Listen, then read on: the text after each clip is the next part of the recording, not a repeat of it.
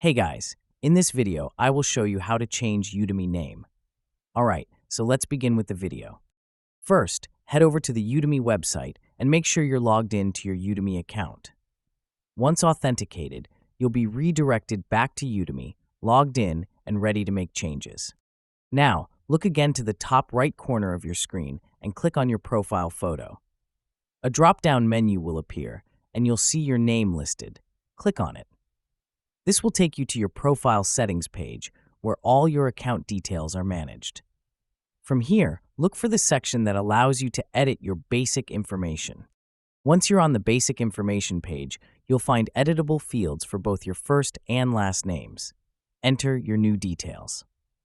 After you've entered the updated information, make sure to save your changes. This is crucial.